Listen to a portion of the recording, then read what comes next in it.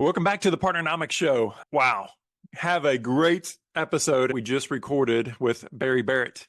Barry and I had a lot to talk about, both spent some time in the Marine Corps, and it was fun kind of reminiscing about, just the lessons learned that we're using in business now that we've taken from the Marines.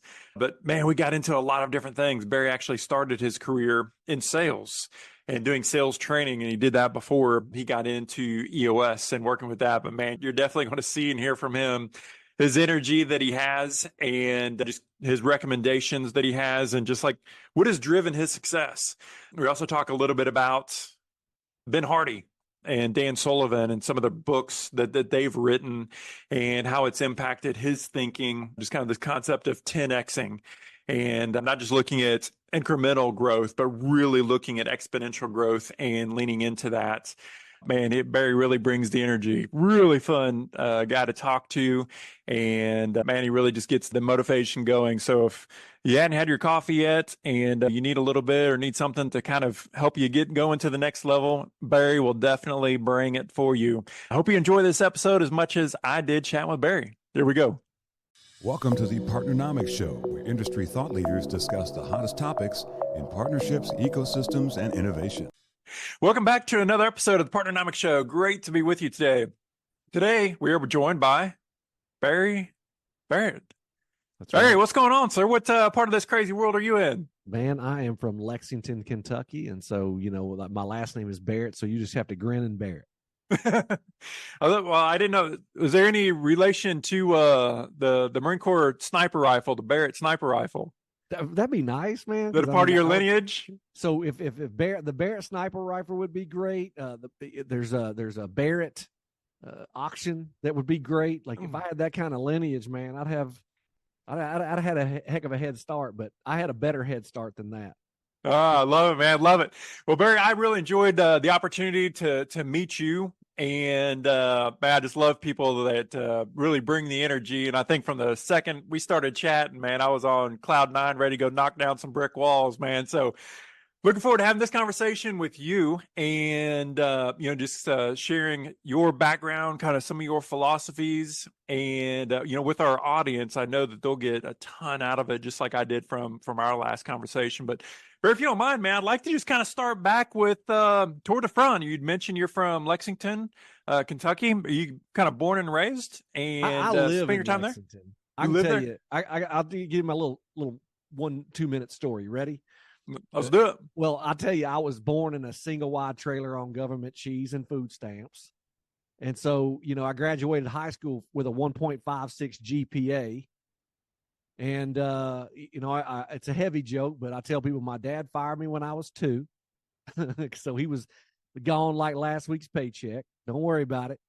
And I know what everybody's thinking not everybody was born with those types of advantages, Barry, And so that when I said that my lineage, it gives me a better shot than having a background of being the Barrett rifle or being, born on third base. I was gifted with the ability to be born in a certain situation that was in Appalachia, And so then I was able to join the Marine Corps after I got out of there because, I thought I had a weak mind and a strong back because I was really good at sports. And so where do you go when you think you have a weak mind and a strong back? You join the Marine Corps to be a bullet stopper, right, bud? That's right. Now we have to clarify that. We gotta adjust this somehow, man, or we're going to have everybody thinking that, everybody's a 1.5 GPA getting into the Marine Corps. We've already got our reputation precedes us. So we're going to have to fix this before this podcast is over. Oh, we're going to fix it because when I got in the Marine Corps, I realized that I don't know if you even know this, but there's ASVAB test. I know you take the ASVAB, and do you know the Marine Corps has the second highest minimum standard to pass the ASVAB. So the Air Force is the highest, the Marine Corps is second, and then it goes down from there. And so you can't be a dummy and join the Marine Corps. Like that is something that's funny to say, but when you actually are in the Marine Corps, and people also think that you're being indoctrinated. Well, man, I don't know about you, but my leaders asked me for my opinion. They got collaboration. You were allowed talk to them and just ideate. And so it was so much different than what I hear people say, because most people have never been there. And it's funny, but I'm telling you, I was surrounded by some of the smartest people that I've ever met. And I realized that I was smart. And I didn't fail school. School failed me, brother. Yeah, 100%. Fails all the entrepreneurs. I got that from Gary Vaynerchuk one time. And I was like, yeah, man, that's what it is. And so I have this genius of being able to communicate, inspire people. And I didn't know that. I'm not trying to impress anybody, but to impress upon people that intelligence, right, is the thing. And our buddy was from the Army. He said Marine stands for muscles are required, intelligence not essential. And I said, that's fine, but I'm telling you, you're going to find the smartest people in the Marine Corps you can think about. And so when I got in there, I had this group of leaders. My chain of command was a full bird colonel, a master gunnery sergeant, and then there was me, PFC Barrett. So those leaders spoke into me and really made me understand. My colonel told me, he put me in the MECEP program. That's a Marine Commissioning Enlisted program. And I told him I couldn't, sir, because my guidance counselor told me I wasn't smart enough. And he said, let me tell you something. I was a corporal at the time, Corporal Barrett. Do not let someone's opinion of you become your reality. And so that was the day he told me that I was intelligent, and he changed my mind about me. And so that was the first step, dude. From then on, I could not be held back. Like, that guy instilled into me such a great discipline and belief in myself that I was smart, because nobody had ever told me that, brother. And so that's what you get when you get in the Marines. Yeah, man, you're definitely speaking to me. I haven't chatted about this much before, but this podcast isn't about me, but what you're saying there really resonates with me. Man, my dad died when I was 9 months old. Man. And had a stepfather that he was tough, but I'm thankful for him. But there was more than one time. So just real quickly, right? I entered elementary school in the Kansas City School District.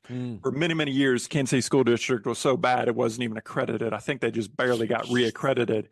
And so then my mom was like, hell with all this crazy city stuff. We're moving out to the country. So we moved out on 80 acres, middle of nowhere, nearest neighbor, half mile away. And this school district was already, I was in first grade and I was already one grade level behind. And I struggled for the next 6 years. Literally every year, the counselors and my teacher was trying to convince my mom to hold me back. Mark's not getting it. Hold him back.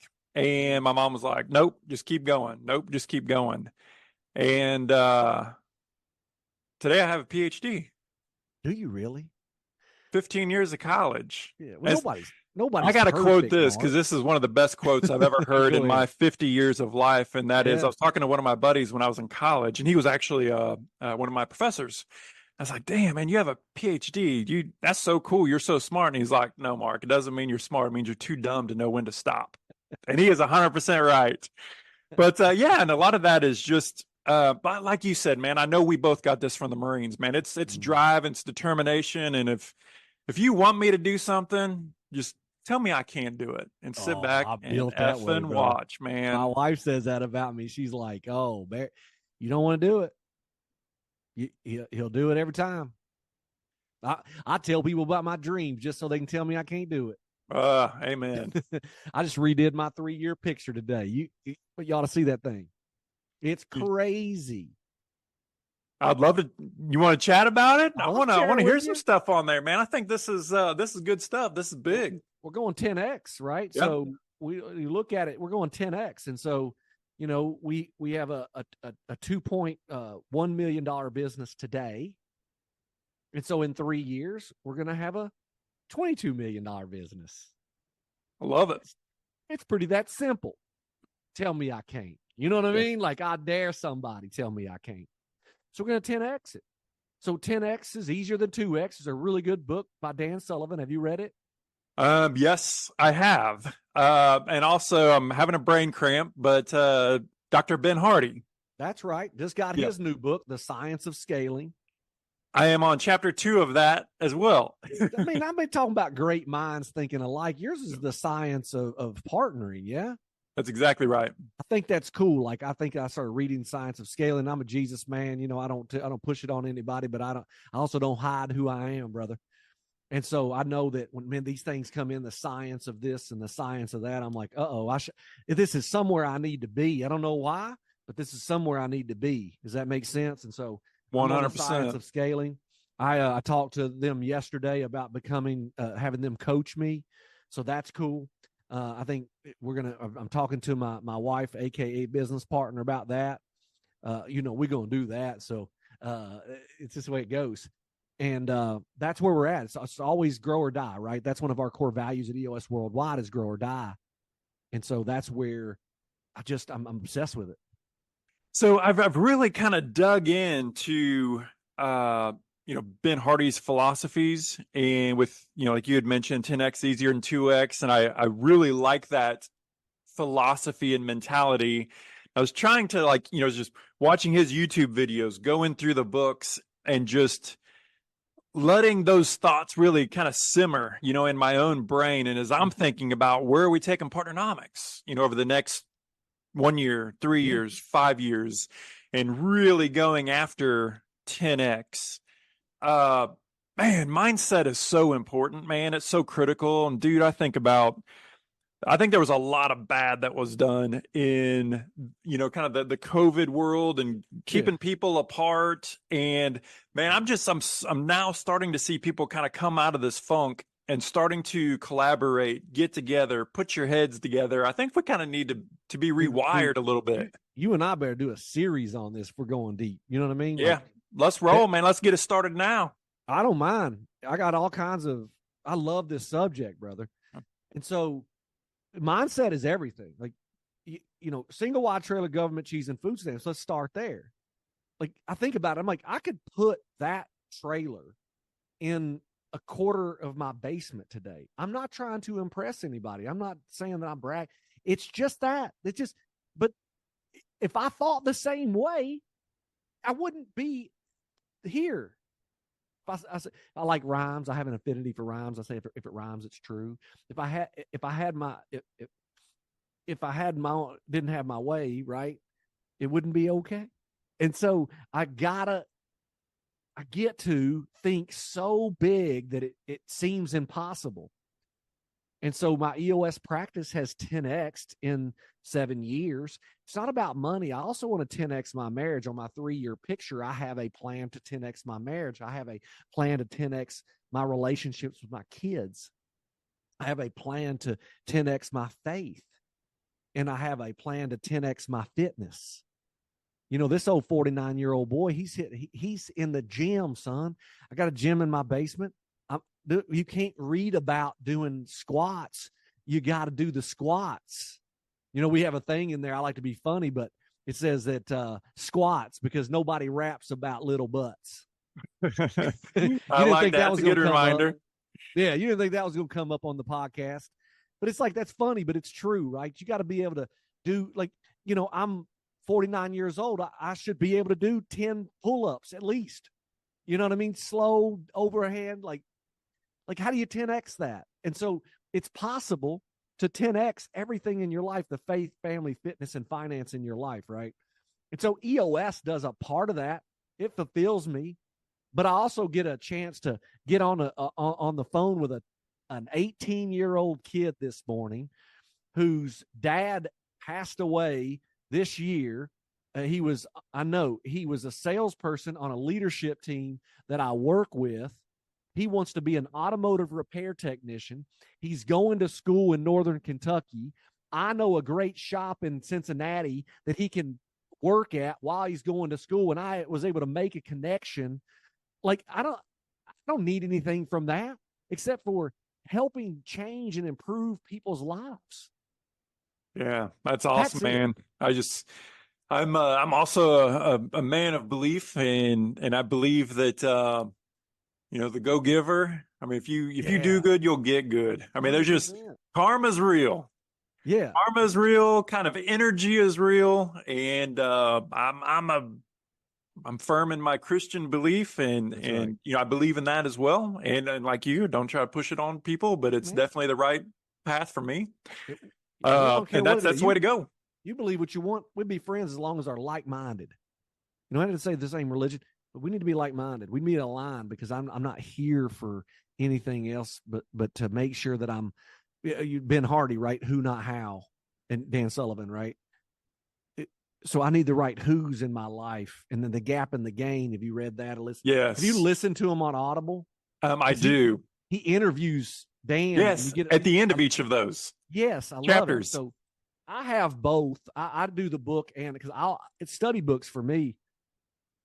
And so, what's fun, I love, I if you listen to a lot of podcasts that I'm on, I talk about other people's books and their products more than I do mine, because I don't really care. Like, I'm like, there's so much for everybody. You know what I mean? Abundance mentality, man. Abundance, for sure. So, I found EOS a long time ago with our automotive business. And then I became an implementer 7 years ago. Just to get back to that, I know you wanted to know a little bit about that, because that's part of my story too. But I started my business as a sales trainer, and I was training automotive repair people. And then out of the blue, somebody calls me and says, "Hey, got a referral." They had listened to a service advisor selling tires on the front counter when they were getting theirs. And they this company owned a recycling company. And they asked him, who trained you in sales? Because they could tell that the guy was trained. And he just said, Barrett. And so he just gave my name. They were in Oregon. His company is in Texarkana, Arkansas, and I'm in Kentucky. And he calls me up, and he's like, can you train these guys? And I'm like, oh, I can train anybody. Sales is sales, brother. And so I did that, and I took him through EOS. So at the same time, I had just become an EOS implementer. And so I just threw out a price there that I thought was too high. And he's like, okay. And so I'm like, oh, goodness, I should have charged more. Yeah, Barry, I'd love to kind of unpack, like, how did you go from doing sales and being in the automotive repair business? How did you go? How were you first introduced to EOS? Well, we had used Traction, the book, in our business. And then I did some research and found out you could be an implementer. And I was like, oh, that's cool. And my unique ability is to teach what's already in existence, not to create new things. And so my sales training is just I cobbled together Zig Ziglar, Tom Hopkins, Brian Tracy, all the greats. And then I just created my own little thing, and that's how I did it. But that was a cobble. But when I read Traction, and I was like, man, I can't. This is better than anything I've ever seen, and I could not create it. And so I licensed it at first, thinking it would be an, quote, add-on to my business. And it just took over the business, because we were getting great returns with sales teams. When I started working with leadership teams, and I'd have a great sales leader in the room, we were like 10Xing, and I wasn't even teaching them sales. We were doing that in the room. And I'm like, whoa, this is magic. And so now I only will train salespeople who also are running on EOS. And so most of my clients are from my clients, right? And so we get they're in a room with me. We've usually, what happened is we've worked with them with EOS. They're stuck on their training, and I just say, hey, you might want to get sales training. And I say, listen, two separate things, but here's what I want you to do. I want you to research us, and I want you to research other things. I'm like, and you should not pick me just because here. You need to pick whoever's right for you. But most of the time they're like, nope, I want you. And I'm like, okay, cool. You know what I mean? And so that's how that works. But it was sales training, and then it just, EOS is so good, and it just works, and it works for any industry, man. People's like, well, what about my industry? I'm like, do you have people? Because if you have people, it works. It's a human operating system. Much more than a business operating system as people think about it, or how it's set out there. Yeah, that's 100% accurate. I mean, in my belief, same thing with us and our methodology and partnerships. Like, do you want to collaborate with other companies to become more successful? If that answer is yes, then we can help regardless of industry. So I got a text yesterday from a former, we'll call him a former client. They're a graduate. They still use me. I teach a workshop called How to Be a Great Boss. I've got 3 of them and this month. And so it's how to be a great boss, and people send their people and they learn how to be a great boss. We do an 8-hour workshop. But this guy sends me a text yesterday and says, and they're a nonprofit. I've only worked with a few nonprofits, but I don't mind if they have the right mindset, because in the beginning they didn't. They said that money was a necessary evil. Not everybody, but most of the leadership team. And so he said, I did the math. We were awarded over $1 million multi-year grant in Q2, just in case you need a data point for how EOS can make a change from driving off a cliff to understanding the sky is the limit. And I said, brother, the linchpin was you becoming the integrator and Chris speaking his mind as the visionary. Great work, right? Like, you do not give me like 5% of the credit for working with your team. But, Chris goes in there and they were speaking this language, a lot of them, like necessary evil, money. And Chris goes, we're driving off a cliff. Like, their company was like headed out of business, bro. And they're talking about necessary evil. I'm like, if you think evil, wait till everybody loses their job and this visionary loses his whole lifestyle, his whole business that he's built, because you guys won't do what you're supposed to do. So we fired everybody except for those 2. Just start fresh. It was all about the people. You mentioned people earlier. Dude, was that it? Boom. Integrator, visionary, same page, crushing it, and just up into the right sense. You know what I'm talking about? Yeah. Like, you can change in an instant, but you have to decide. And that's why I tell people, like, sometimes I will seem to a lot of people of being a big jerk. I'm not. I'm driving the greater good of what's supposed to happen in this company. And if you ain't on board, we're going to train you up or we're going to train you out, period. There's a difference between being direct and being insensitive, right? That's I would say right. they're even polar opposite. Just because we all have like different personalities, I guess. I'm thinking like DISC, Myers-Briggs, all of these different feels and flavors. But regardless of what it is, know what people are trying to say to you. And what I try to do is assume that there is kind of a greater good that they're trying to share and pour into me. There's no need to get defensive and have thin skin, especially if you're in the business world, right? Yeah. I treat everything like we were in the Marines. You know what I mean? Like, look. And so I say to be unclear is to be unkind. And nice people are the reasons for all the problems in the world. All of them. Nice people see something, they don't say something. Kind people see something and they say something. And to be unclear is to be unkind. I'll throw another one at you. Unstated expectations are premeditated resentments.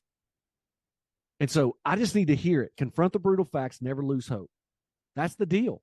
And so let's get it out on the table. Dr. John Gottman, do you know him? Not familiar with the name. 7 principles to make marriage work. Read it. So he can watch, I think it's a 15-minute conversation between a husband and wife, and with a 90-some% accuracy, know that they will be divorced inside 5 years. Wow. It's the same thing as humans. So he has these rules that I can review and send them to you or whatever. One of them is that there's a difference between complaining and a concern, right? So we know that we're not attacking someone because we don't attack someone's character or their personality. So I'm never going to call you a jerk. I'm never going to because you're this, you're that. I'm not going to attack your personality or character. What I am going to do is say, this is what I saw, this is what I experienced, and this is what I would like. And then you can tell me what you saw, what you experienced, and what you would like, and we can get on the same page. But the other thing that he says is that 80% of marital disagreements cannot be resolved. 80%. And I'm like, that was so uplifting for me, because most marital stuff, this isn't a marriage class, are not even a big deal. However, if you take that into the business world, 80% of business disagreements cannot be solved. But they're so minute. They're not the main thing. They're just, and so we identify, discuss, and solve root causes. Well, the 80% of disagreements that can't be resolved are actually a root cause of something much something deeper. else. Something else, right? Yeah. Solve the root, and all that stuff goes away. 80% are like pet peeves, right? Who cares? Yeah. So that's, everything touches everything, right? Business, marriage, kids, everything. Well, something that, so we're in the world of partnerships. So I've thought a lot and researched a lot and test drove a lot, just different things about relationship, communications, right? Which that is business in general. Yeah. But the three things that I've kind of nailed down, kind of to drill into some that you're sharing that I've come up with is clarity, focus, alignment. Nice. Clarity, focus, alignment. And whenever we talk about strategies, things we're trying to do, partnering, expectations, different things that we set out there that are going to foster success, clarity, focus, alignment is something that I'm constantly thinking about, and also, trying to instill in folks that we work with. And for us, it's three words that certainly help. Oh, I love those three words. They're powerful, pure, powerful, and positive, right? They're adult language. You got to be careful. Yeah. Barry, I want to go back to, let's say, we certainly have our share of listeners that, business owners, founders, people in the first few years of business. And, man, it's a tough road, especially whenever you're getting started and getting your first couple years in business. Yeah. And you and I are talking about think 10X. And they're like, well, shit, I'd be glad with 10%. Let alone 10X. I'm just trying to keep my neck above water here. Yeah. And mindset is everything, dude. I mean, you're one phone call, one email away from your business being transformed, right? 100%. I mean, I just think back to the last 11 years of our company's business. I think back to whenever I started the business, and I was like, hey, I want to do stuff around coaching, consulting, software, those things in partnerships and helping companies do that. And I had friends say, I've never even heard of that. That sounds crazy. It sounds weird. I'm not sure it's ever going to work. And I was, going back to the Marine Corps days, I was dumb enough to say, hey, I'm going to show you. I'm going to prove it. Yeah. Right now, we have 4,200 clients across 95 countries. I never thought that was possible.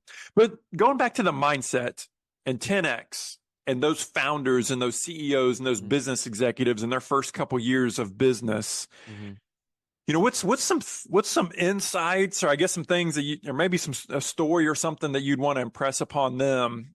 They're thinking, man, I'm just trying to get to the end of this month, but like, how do you think bigger? How do you think different? I mean, Ben Hardy's in the room with us. Yeah. So let's start there. And so when you got when you're at 80% capacity, this is what I have done.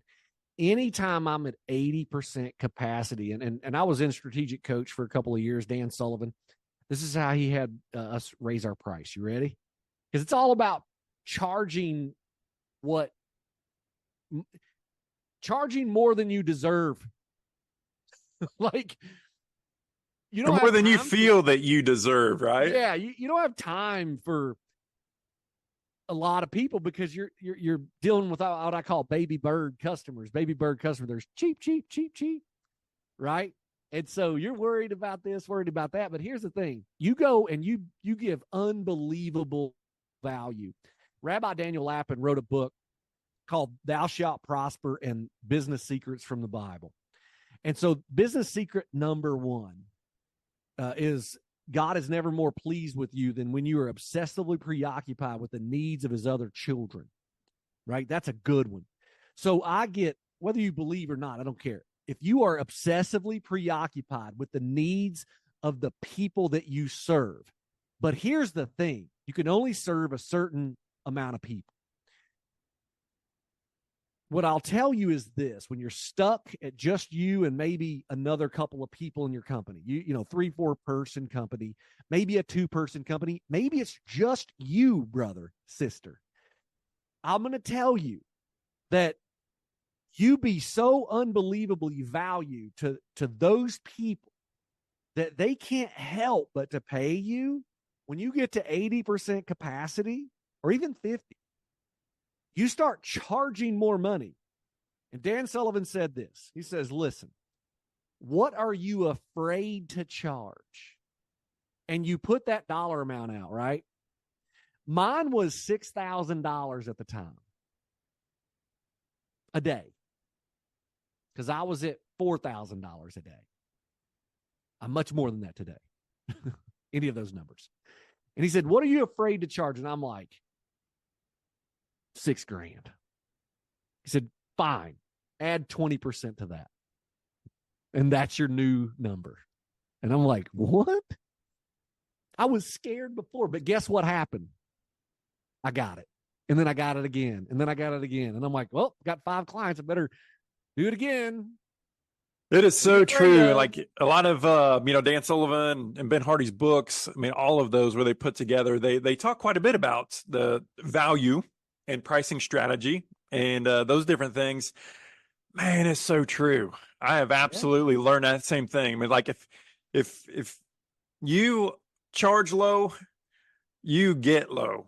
Oh man, it's terrible. And they will drive you crazy. It's insane. My customers stay longer, they pay more, they get more value. They do. I'm like, oh crap, they're easier. Like Joe Polish. Have you heard about Joe Polish? I have. His book is really good. He says there's halves and there's elves. There's elf is easy, lucrative, and fun. Halves are hard, annoying, lousy, and frustrating. So you can either have half customers or you can have elf customers. Now, once you have, let's say 3 or 4 employees, you're doing, let's say $600,000 a year, $1 million. Only 9% of businesses ever do over $1 million. Did you know that? I did not know that percentage. It's super low, right? But let's say you're doing 600, 500,000. Let's say you're doing $400,000 a year and you got 2 employees. Now I go check mark, question mark. Ready? I look at my people. I'm charging my customers a certain amount of money. I look at my people and I go, are they a check mark or are they a question mark? A check mark makes the numbers go up and to the right. They hockey stick your numbers. You don't have to worry about them. If they're a question mark, then you got to replace them with a check mark. And C players don't put you out of business because they're easy to get rid of. It's the B players that put you out of business. The B players show up on time. They leave when they're supposed to. They do a pretty good job. Kind of just good enough, but they're not exponential.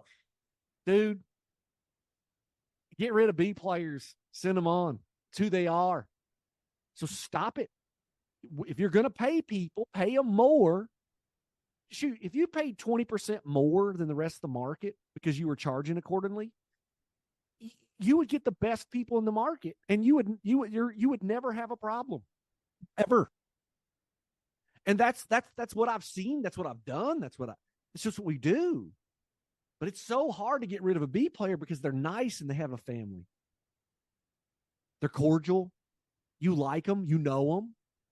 They've been to the picnics, but they're B players.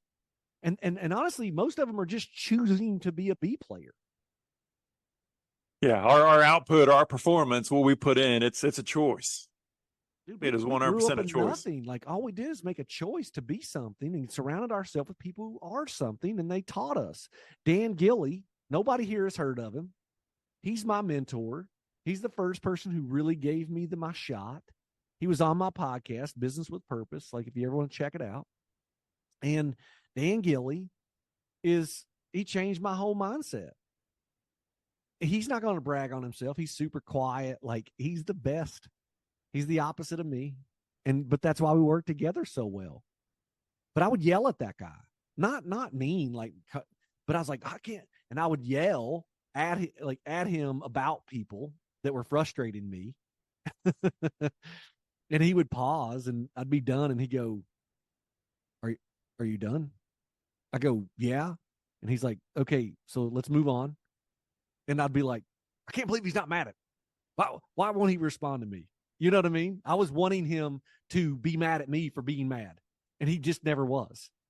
And I was like, I don't understand this. So I just started being more like him. So Barry, what was the best things that you've gotten out of that relationship with him? Was it just being challenged? I know a lot of times, and whenever I'm working with founders, CEOs, they're the boss. Am I right? I mean, they're kind of they're the top of the pecking order inside of their business, and they don't really get challenged. And I think that's a part of my job and a part of coaches, consultants, advisors, whatever you want to call, us group of professionals that are trying to help companies grow, is to challenge them. Yeah, and a lot of times they don't get challenged, I think. You talk to Dan, he'll be like, Barry challenged the heck out of me. Like every day, look, I don't care. Like I'm going to say what I say. And like, I want the greater good. But like there is a leading up, but Dan accepted it. Like he was accepting ideas. He was accepting leading up. He's more of a slow mover. That's why he's successful. And I'm a fast mover. And so he slowed me down. I sped him up. Like we would have times I was selling sales classes. And the limit was 15 students, and I would sell 22. Good problem to have, but maybe a problem in his eyes. Well, he would be like, "Well, we did that." I'm like, "I can do it, Dan. Just maybe other instructors can't." But I mean, have you seen my energy? Now I'm in my 30s at the time, and I'm in my late 40s now. I'm 49, and so I was in my 30s, and I had energy for days, months. And so I was like, I could do it. Just get them in the room with me. I'm telling you. And then we would. But he had to figure out new places to meet. And he's like, I only booked this. And I was like, well, you better figure it out because they're coming. Oh. So that I pushed him. And then he would slow me down on things because I'd have these ideas. And he's like, not saying it won't work. Because he's like, but here's the challenges. And I'd be like, ooh, I didn't see that. Right? And I love that. Just tell me no. Well, so let's talk about that for a second. Like, I tend to be a fast mover as well. Mm-hmm. I don't really need a lot of time to think or pontificate forever. Yeah, and frankly, I get very frustrated whenever I work with other people that do dive into the weeds. And I'm sure you see this in the companies that you've coached over the years. Oh yeah. What kind of advice do you give in there? I mean, like you said, it was positive or is positive for the relationship that you have. You kind of the yin and yang, right? Kind of have the balance of each other. Mm-hmm. How do executives kind of work through that whenever they find themselves, I guess, what they feel probably is at odds with other executives in their company? Yeah. So what we do is we teach them how to understand each other. We do it with one main tool is Kolbe. Kolbe. Do you know your Kolbe? Yeah, good assessment. I'm trying to remember. It's been years ago since I've taken it, and I don't recall. That's okay. You're a quick I know in DISC I'm a D, which you probably. We're both DI. I'm a 99. I was going to say you got to be a DI. You got to have some I in there too. Yeah, I'm 99D. I'm 96I. Okay. My C is a 10. Oh, no kidding. Yeah, it's low. And 48 on my S. You're definitely a kind of a quick start. You're definitely a quick mover then. I'm a 7292 in the Kolbe, which is a quick start. It's a 7 fact finder. I got a great memory. I learn stuff. If you give me a book, like we've already done it a few times, or like, yeah, I've read it. This is what it says. My wife will tell you I know what page it's on. And so and she's the 7823 that gets stuff done, And so, well, you guys are a great compliment to each other. Well, that's where I'm going is what we do the Kolbe. We teach you we go, this is how you work together. And you start to see the person's strengths instead of being annoyed by them. That's why I said 80% cannot be resolved. 80% of these little bitty issues, or not issues, but these 80% of disagreements cannot be resolved. You disagree, you commit, you do all those things, but you see it as working as a collaborative moment, helping them understand each other and helping them get to team health. So, what people don't understand, that vision, traction, and healthy is what we do. Vision is where we are, where we're going, and how to get there. And then traction is timeless tools, disciplines, accountability, and those types of things, right, to execute on the vision. And then team health is having fun, getting things done, because rarely do leadership teams do that. And then from there goes the leadership team, goes the rest of the organization, as we say. And so the team health is a 2-year, this whole thing's a 2-year process. It never goes away, but team health is the most important thing. And people say, well, why? We do a team health exercise at year 1. And they say, why didn't we do that before? This is so great. And I'm like, because you guys don't get the trick. EOS, you've been doing team health the whole time. You just didn't know it. This is just one exercise that took you deeper. Like, we started doing team health the first day we met. Man, people talk about company culture all the time, but I don't think people like really get it or appreciate it. I know you're a big sports junkie. I am as well. And the thing that I think about whenever I think about organizational culture and the power and the importance of that is, like, you could look at the Yankees payroll and my gosh, it's ginormous. And then I think back to my beloved Kansas City Royals in 2014, 2015, whenever they went to the World Series both times. Their payroll was this much, but man, I'm telling you, their heart was 10 times as big as any one of their cold chills competitors. Right now. So my favorite baseball player of all time, favorite athlete of all time, I don't care what anybody says. Everybody else is wrong if this is not their guy. Bo Jackson. I was going to say Bo Jackson. Bo Jackson, dude, like a machine. Everybody else can just take a second place, move on with their lives. Greatest athlete, greatest natural. I'm glad steroids weren't around, because it's been like, Bo's on steroids. No, Bo is steroids, okay? I've never seen a person climb a wall like that, throw somebody out. Like, from the warning track on the fly, and a speedy runner. He threw that. I could told you if you didn't, if you hadn't. Harold Reynolds. Harold Reynolds. Yeah. Yes. Yes, it's Harold Reynolds. I'm like, dude, and he was fast, boy. He was quick, very fast. Anyway, cannon. Anyway, yes. Bo Jackson. But company culture, let's go back to company culture. I love Seth Godin, how Seth Godin describes it is like a culture is when everything touches. It's like if you put good things in it, like you'll get good culture. Culture is just culture. It's like everything touches in a petri dish. But he says, well, I love this about Seth Godin. He says, the problem with America is we have a statue of liberty instead of a statue of responsibility.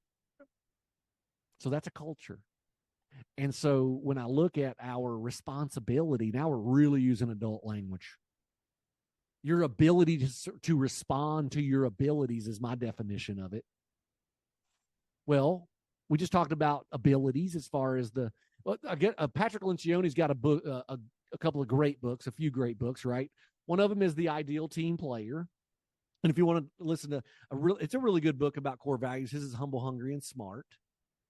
And then the other one is Working Genius. Like, that quiz is really good. I have a different working genius than my wife. It's a little bit different from Colby, which is a little bit different from the other ones.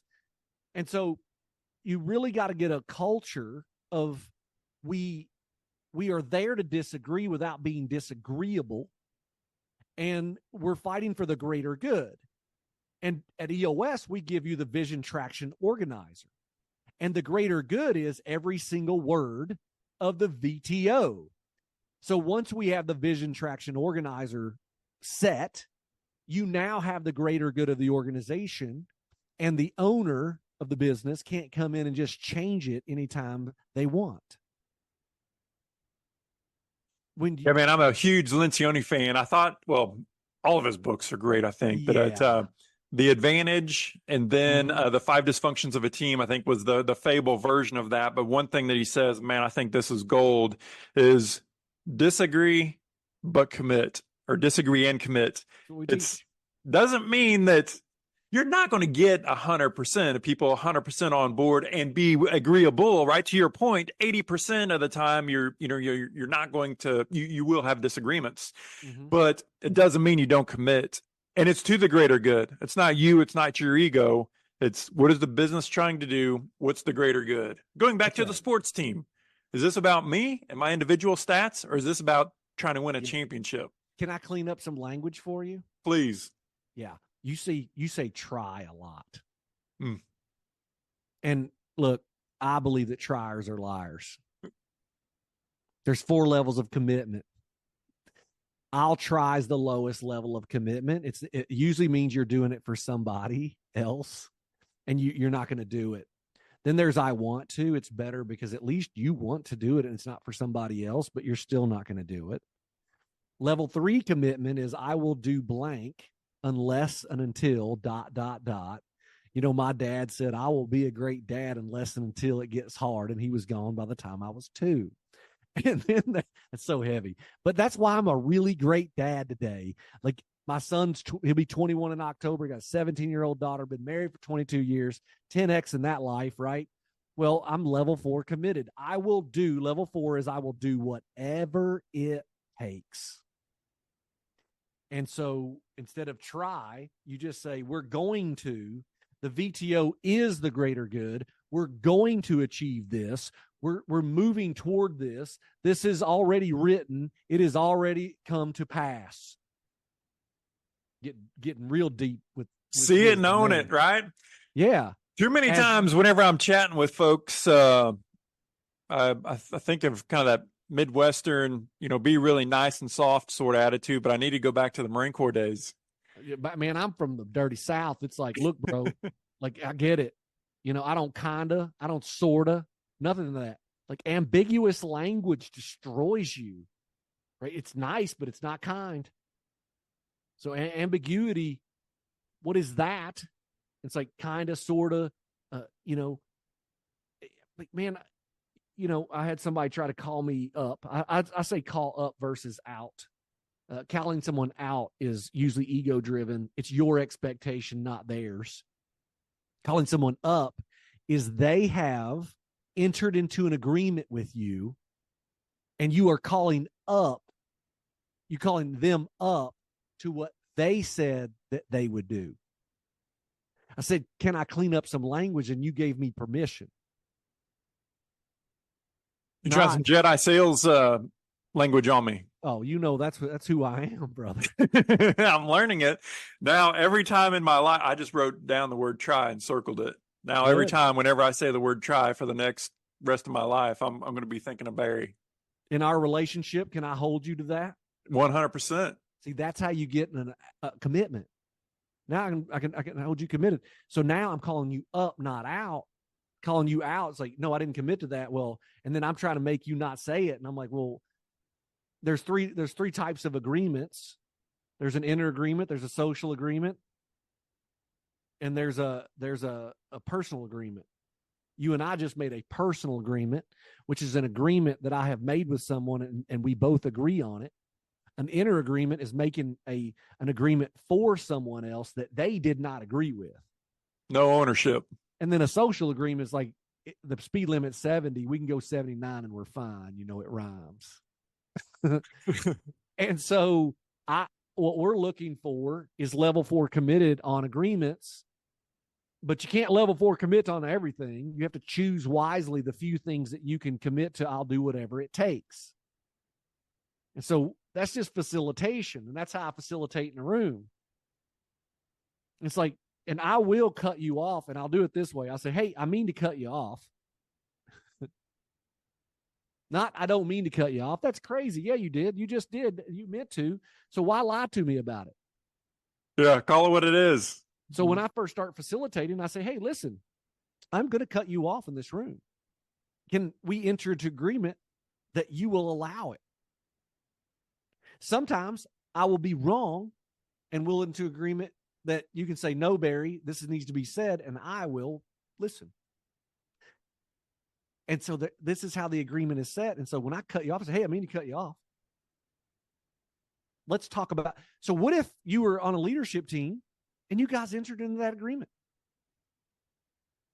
Well, man, what a great place to be. Yeah, man. Pitch. I go back to the 5 dysfunctions of a team, and there's so much of the 5-level triangle that Lencioni shares in the bottom, the foundational piece of that being trust, and how much of what we do and how we act and what we say and what we don't say. Point that you made earlier, the things that you kind of leave unsaid, how it either builds up trust or fractures trust. That's right. And, it really is the core and the foundation of all relationships. Well, that's the book we do the exercise around in our annual. I can certainly see why. Yeah. Great choice. Godin said, trust is like the air you breathe. When it's there, no one notices. When it's gone, everybody notices. And so, yeah, it was a great choice that Gino made. Gino is genius, man. He wouldn't admit to it. But the guy is just so sharp about taking all these things that are principles, putting them together and making a system out of it. He's even done it for startups. I don't know if you knew that or not. Yeah, I have. Yeah, dude. Seems like that's been his passion project since he's sort of kind of moved beyond or, kind of taken on additional works and purpose, beyond EOS. Have you interviewed Ryan Henry? I have not. I've not interviewed Ryan. With him, leading it. He's also a jarhead. I will definitely be reaching out. He's a quick start visionary. You'll it'd be the same thing, man. Like he's going to be on fire. Buckle up. I'm ready. Buckle up. Tell him I said that he has to interview. He said no choice. I love it. Hey, Barry, I know you're a busy man. Got a lot going on. I got one more question for you before I let you go. We're definitely going to have to do this again. 100%. Dude, I want you to speak to the 21-year-old Barry. Yeah, just probably coming out of the Marine Corps or shortly heading out of the Marine Corps, getting ready to tackle the big life, big world out there. What's the advice that you would share with a 21-year-old Barry? No, that's easy, man. Number one, core value, do what you say. Every time, too. And so, Warren Buffett says you need 3 things in someone: integrity, intelligence, and energy. He said, if you don't have the first one, integrity, you really do want people to be dumb and lazy. And so 21-year-old Barry, I would say, absolutely have unwavering, unadulterated integrity, because you have the intelligence and you have the energy.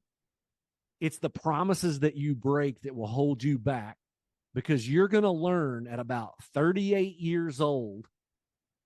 It took me a long time. I'm a tough nut to crack. And so it's been about 10 or 11 years. You're going to learn at 38 years old just how much this is destroying you. And that's one thing that I would just beat into that kid's head, because he didn't know jack. And his older version knows that he doesn't, at 49, does not know jack. Great advice, man. Great advice. Well, Barry, thanks for, man, I'm energized. I'm ready to go run through that brick wall now. Man, I've really enjoyed the opportunity to chat with you a few times now, and look forward to hitting some Kansas City barbecue with you next time you're in town. Sounds good to me, brother. Thanks again. Have a good day.